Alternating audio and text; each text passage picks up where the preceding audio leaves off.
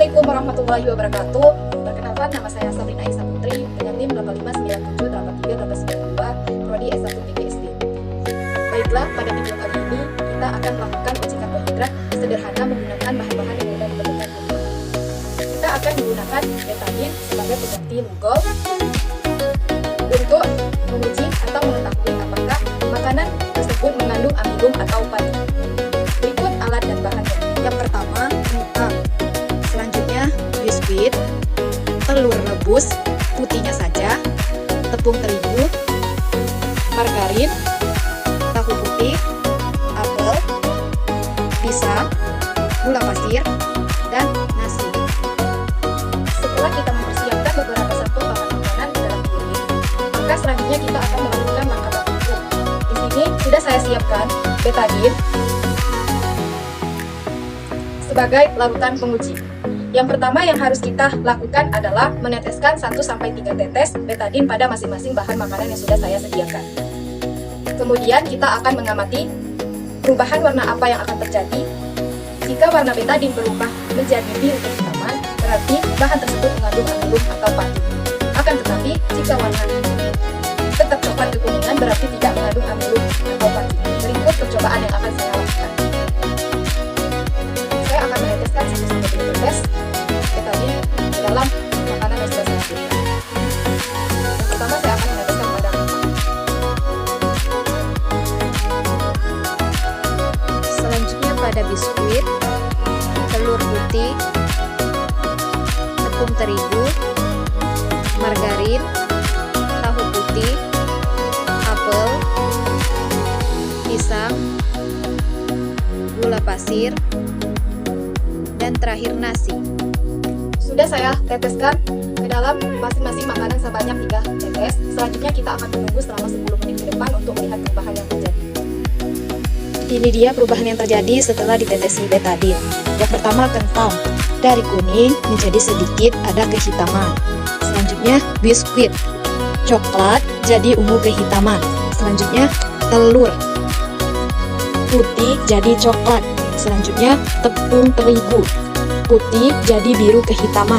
Selanjutnya, margarin kuning tetap kuning. Selanjutnya, tahu putih jadi coklat. Selanjutnya, apel putih jadi coklat. Selanjutnya, pisang putih jadi coklat.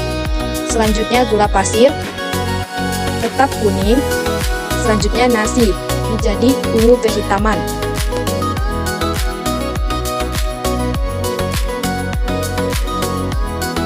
Berdasarkan hasil uji coba yang kita lakukan tadi, dapat kita simpulkan bersama bahwa nasi, kentang, biskuit, tepung terigu termasuk ke dalam sampel makanan yang mengandung karbohidrat atau pati.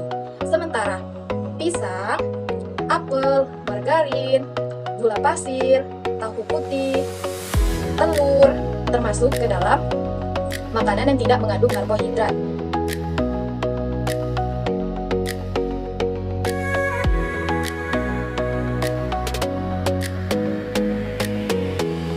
Oke, sekarang kita akan melakukan praktikum uji lemak. Berikut alat dan bahannya. Berikut ini alat dan bahannya. Yang pertama, pipet 2 buah, senter, sampul buku, kemiri, wortel, seledri, jagung kering, singkong kering, kacang tanah yang sudah dikupas, pepaya, margarin, santan, minyak goreng, susu, dan air. Baiklah, yang pertama kita akan menggunakan air dan minyak goreng untuk sebagai pembanding apakah mengandung lemak atau tidak.